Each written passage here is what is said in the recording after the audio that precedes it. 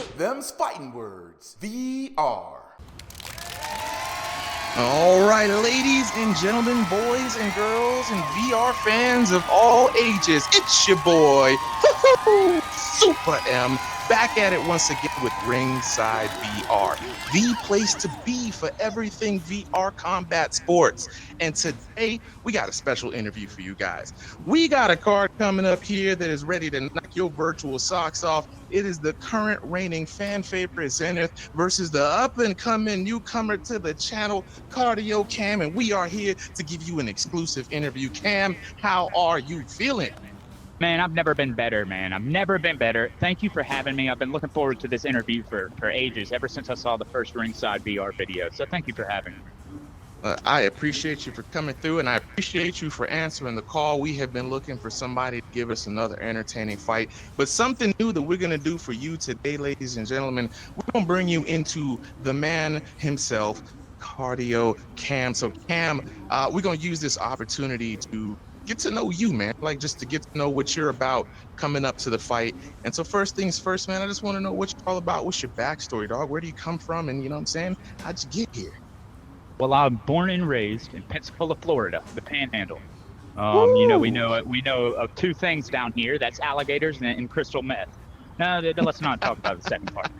However, you know, I've been in VR boxing probably about three years now. Started with Thrill of the Fight, moved on to VFC. That's how I met our good buddy Solly. And now, you know, I'm a pretty much full-time era combat. I will play other games, but you know, for the most part, era combat is my jam. I've been around the block, done a couple of things. I was a massage therapist for a while. You know, I still make music. But for right now, my main hobby is VR boxing, putting the virtual hands on people. I like that, man. I like that. Look, Pensacola, Florida, man. I used to live down in Margate, Florida, then moved up to Boca Raton. I moved around to Boca Raton, Okay. Fort Lauderdale. Never been to Pensacola, man. I was even over there in Port St. Lucie. So Florida boy, I see. Okay, Yeah. I see how you going. All right, so tell me about how you got into VR, man. So VR is like your main passion right now, right? That's like your main thing. Yeah, that and music. I've kind of taken a little break on music, you know, to really reassess what I want to do with it. But yeah, man, a couple years ago, I switched from T-Mobile to Verizon, got a $500 rebate. So you know, the obvious choice that what I'm going to do is get a virtual reality headset. You know, Talk about people. I Let's got that, talk about right here. Yeah. So Brain. I got a Quest 2, Thrill of the Fight, and you know, I hopped on with sparring partner on normal, and to be honest, I laid every single thing that I possibly could into him. Could not knock that man out. But at the, you know, I was having a lot of difficulty with anxiety and panic attacks. You know, I think it was due to the fact of lack of exercise. But in that moment of getting beat up by sparring partner, like my heart was beating so fast, just like one of those panic attacks, man. And it was like, but this time it was different. It was like I had to have that feeling, like I needed that feeling. So every day from that point on, for I guess about a year and a half, I played Thrill of the Fight every day. I got to the point where I was, you know, fade moneymaker on max settings. Okay, before come I ended up from up the bottom. Now we're here. Yeah. Till I found out about. I searched for multiplayer fighting games. Couldn't really find any. Didn't really know how to use AppLab or Sideload or anything. But once, you know, I got a hold of Virtual Fighting Championship, then it was on from there. Then EOC once it was ported to Quest. Hey, look, man, I love to hear a good come-up story, and look, sounds like you were one of the true COVID success stories when it came to VR. A lot of people got into it for health reasons, and it seems like it's been beneficial to you, man, especially coming back from anxiety attacks and updating cardio. So is that the name behind CardioCam? Is that where it came from? Yeah, I guess. Well, the name CardioCam, when I was younger, I had an older brother, and my older brother wasn't that bad at kicking my ass, but his friends were. And one thing I've always been able to do is talk a whole bunch of shit. So, you know, the only thing I could do when I was smaller would be able to talk shit back to them. You know, they'd kick my ass, but I'd be able to talk shit, continue to talk shit. And they'd get tired and stop, and I'd continue to be able to talk shit. And, you know, like I always had it. I remember being very young and and you know, one of my brother's friends and my brother, you know, they were kind of, you know, fucking me up a little bit, and it just switched. I would stop feeling like really pain as much, and it switched to where I could just endure it and endure a whole ton. It has a lot to do with tensing your muscles and some physical things, but it was a mental switch. And from there, I've always been known to be able to withstand a whole lot of punishment. And CardioCam really comes from the just the ability to never quit, ever. You know, I could fight forever. Okay. So speaking of fighting forever, though, hold on. Have you fought before outside of the VR ring? Or you got some? I mean, it sounds like your brothers like got you a little toughened up a little bit there in the past. But did you ever like take on any other fights after that, or? Well, I never fought professionally. I've had my ass whooped about 150, 200 times in real life. Yeah. So okay, School of Hard Knocks. That's what he's fighting out of. The School of Hard Knocks, ladies and gentlemen. Okay, Cam. So you've come from doing cardio, overcoming these challenges. You're coming up from the School of Hard Knocks. Can you tell me about how like you were some of your like favorite moments in VR? Like, what's your number one favorite moment in VR? Oh man, my number one favorite moment in VR. Man, there's been a couple. There's been me and Mamabio, a Japanese fighter. Oh yeah, we know Mamabio. He fought on here before. Y'all go back and watch that video. Mamabio is amazing. Yeah. So, okay, you and Mamabio. Well, when me and Mamabio, when I first started fighting the Japanese dudes, they'd kick my ass, man. But you know, one of the switches in my EOC, you know, for me to really jump levels, you know, and sometimes, you know, you work really hard, you see stagnant. Sometimes you just jump levels. It's a mental thing. But we went 4-minute rounds, 15-second breaks. We went 8, and the first 6 he 10-8'd me. 10-8'd me the first 6 rounds, but the 7th round started coming, and he starts to fade, and I end up getting to the 8th round about halfway through the 8th round and knocked him out. And that was just don't get me wrong, the whole fight was amazing, you know, but that was one of the switches that, you know, let me know that I can do this for the long haul.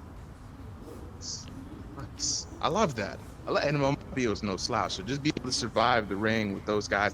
I'd love to have him back here on another card, but we'll talk about it at another time. So that's amazing. So it sounds like you've got a lot of rich experience in these VR boxing games, being a fan in the way that you have been coming up. So I'd like to ask you next, right? What do you think are some of the benefits to playing a virtual reality boxing game such as this, right? And are there any drawbacks to playing one?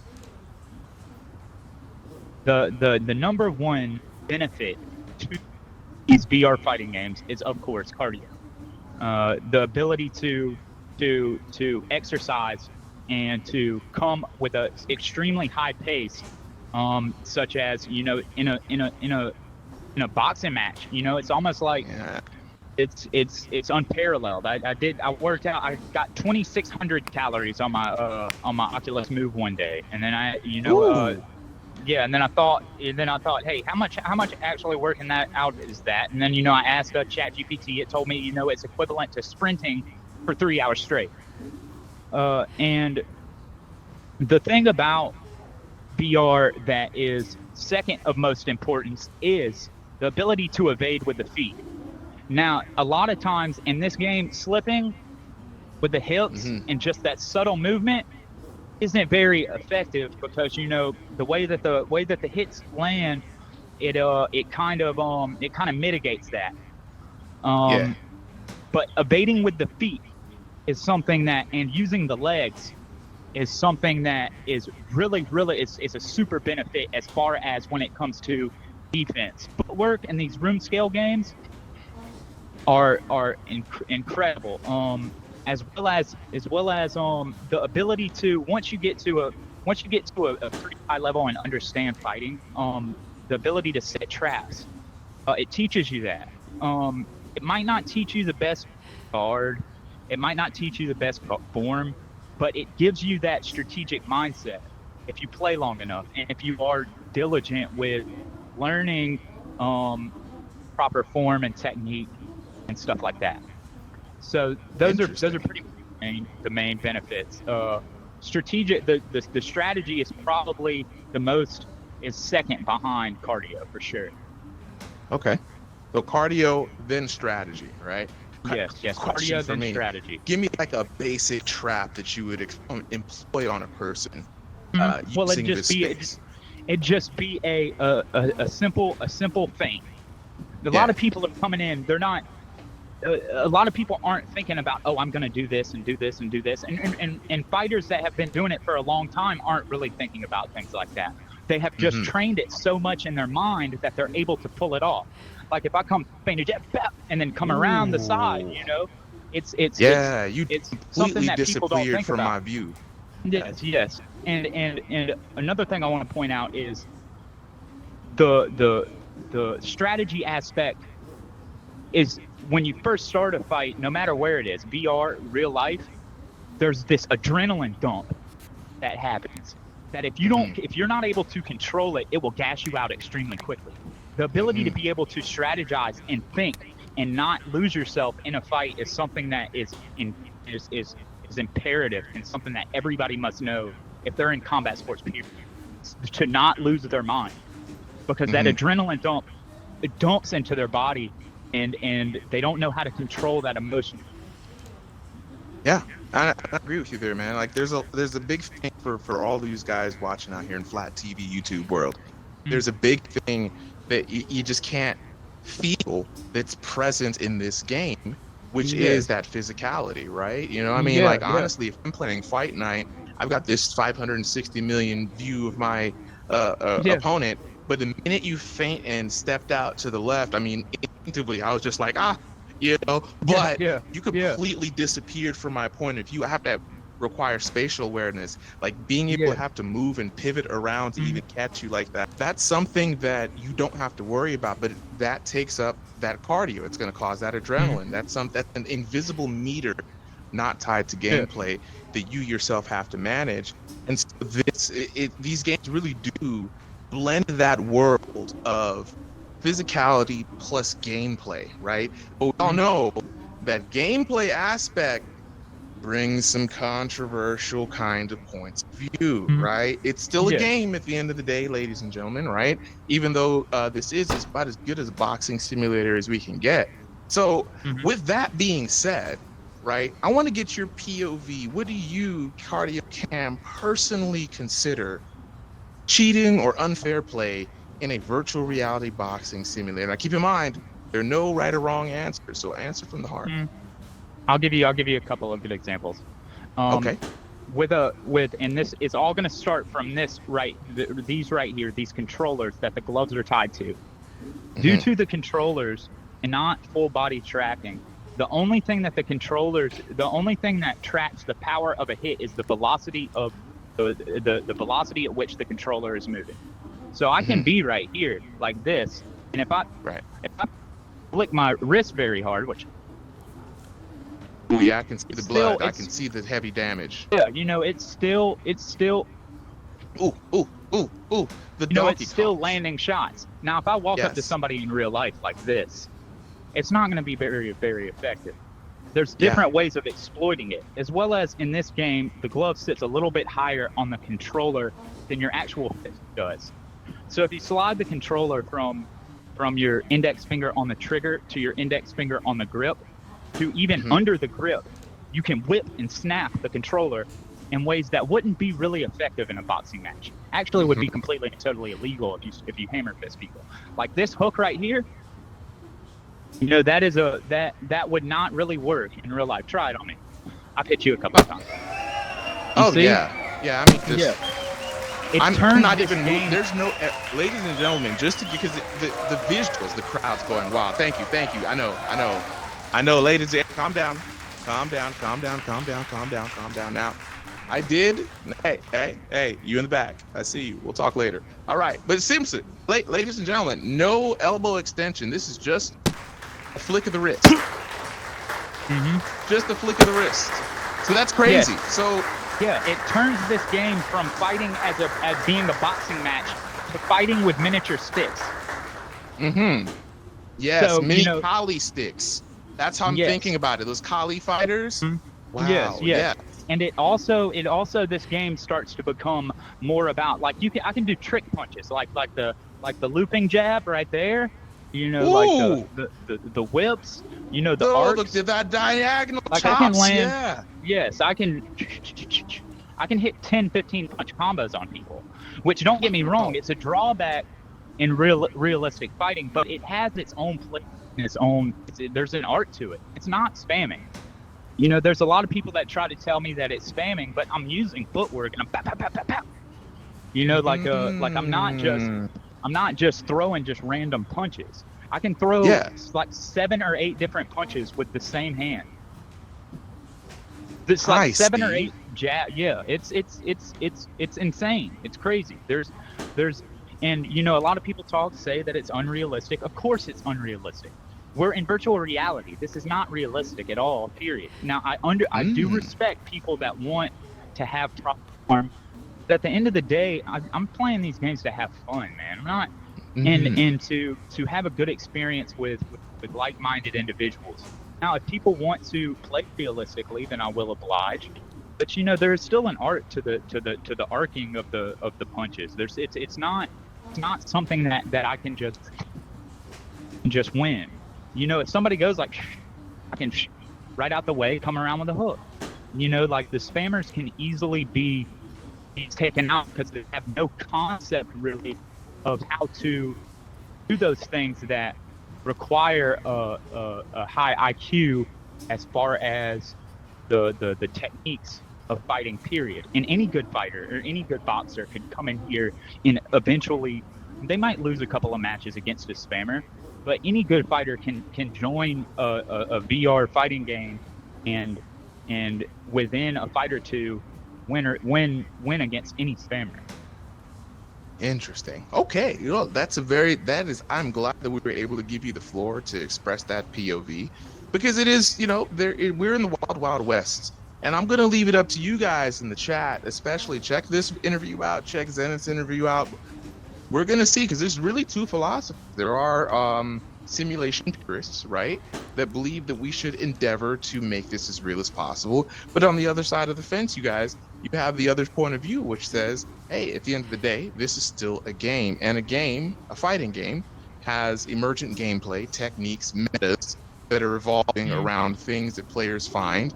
And would you consider that it is up to the developers to buff or nerf the abilities of things that players find and allow players to just continue to explore gameplay freedom? Is that your position? I respect anybody's ideal as far as whatever they want to do, you know. But what I will not do is condemn another person's play style because I just don't feel like it's necessary. A lot of people who say they want to fight realistically only say that because they can't do what somebody like me can. Now that doesn't mean that some of them do have valid points, and you know, it is completely totally up to the developer. But at the end of the day, we all play this to have fun, and it shouldn't be so serious or rigid. I never abide rigidly by any assumption, whatever the origin.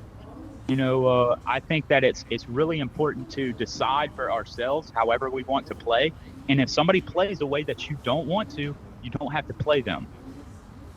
But you know, like we're in VR, and it's not really realistic. If you want realistic, go join a boxing gym. You know, like the way that the punches are thrown and punches are landed right now in this game is not realistic at all.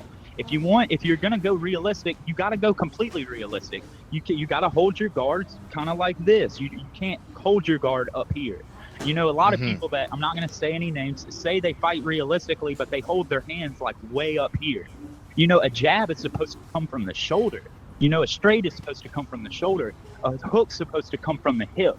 It's not supposed to, if you're going like this, you're going to have to hammer this to use a jab. This is not a jab.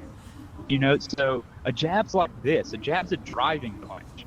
You know, so, you know, a lot of people who claim they want realism aren't even are confused about what they believe realism to be, and you can't just learn how to realistically box by watching a YouTube video. You actually have to do it. Fair point. Fair point. All right.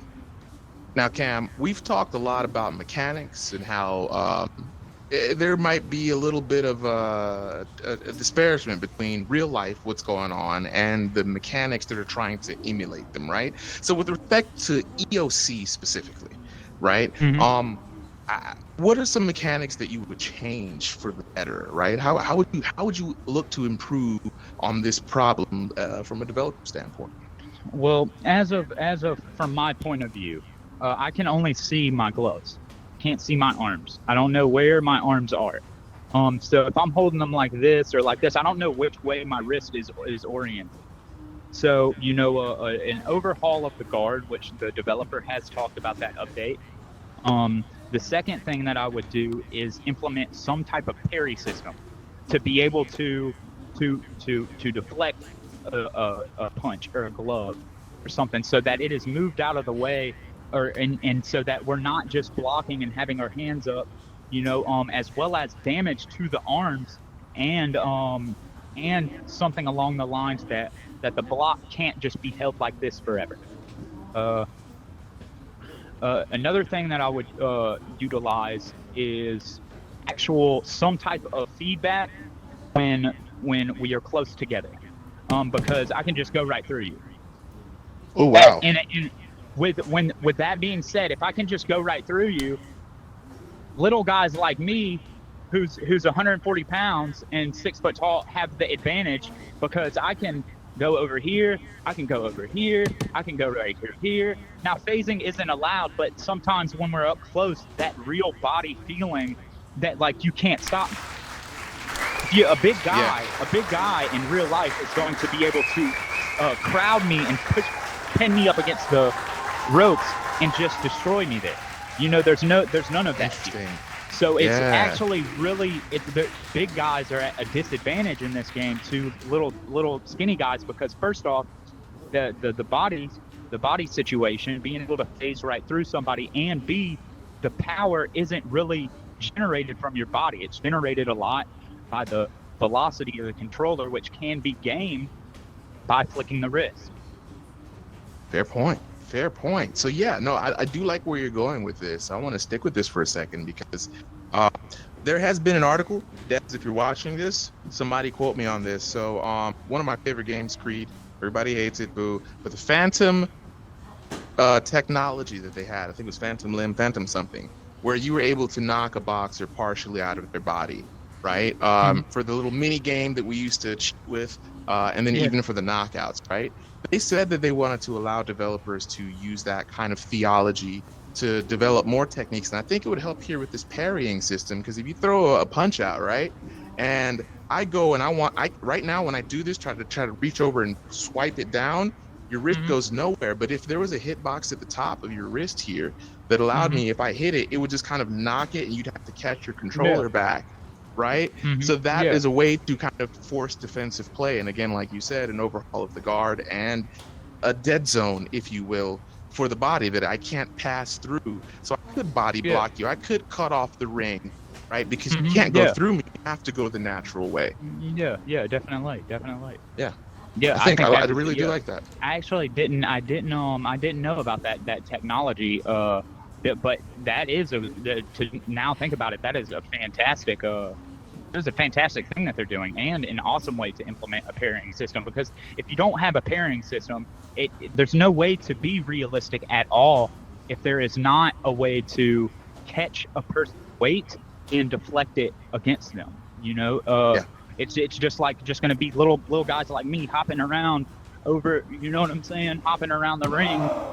There's no way for a big guy to really cut me off and do, like, because in real life that couldn't happen. I could be swarmed, as well as we're the same size.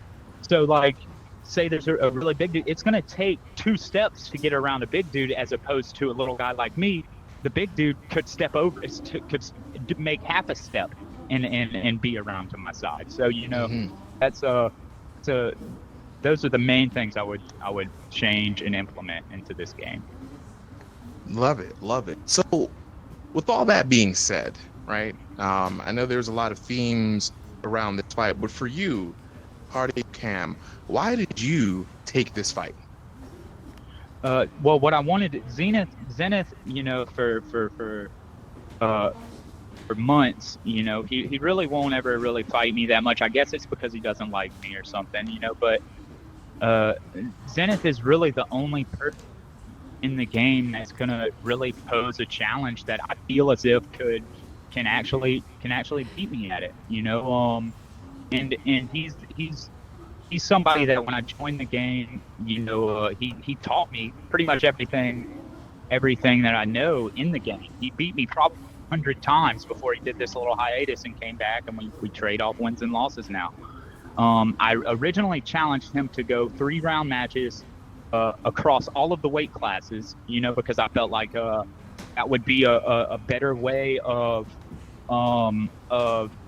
figuring out who's better. And we really just wanted to do it as an event, just for the community. Now he decided that he wants one 12-round fight, and I'll fight whatever. I'll do whatever, and I really wanted to work with you guys because I think you guys are awesome, and really just something cool for the community is why I did it. No slight against Zenith. I don't have any problem with him. He does say certain things about me, but that his opinion is his opinion. I mean, he's entitled to his opinion just as much as I'm entitled to not give a fuck about it. All right. And I am just here to fight and put on a show for everybody. So but he's really the only one that I think would make, and we're the two best players in the game, whether anybody likes to say it or not. And there's really nobody else I'd rather do the event with than with him. So I guess he has it. He wants to shut me up or blah blah blah, or he doesn't like me. But I actually really respect him and really look up to him. I hope I hope that he doesn't get knocked out super fucking fast, because I'm gonna put the hands on him.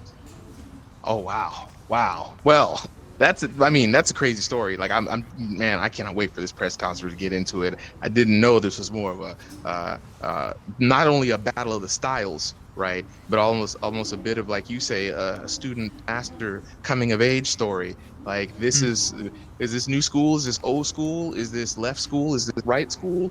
Who knows, man?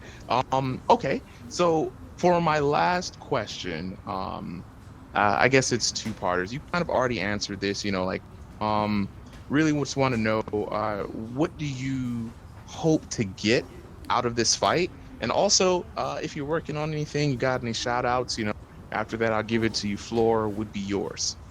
So really what I'd like to address the crowd is my only hopes for this event is to gain exposure for not only RingsideVR, but VR fighting in general. It's a great way to remain fit.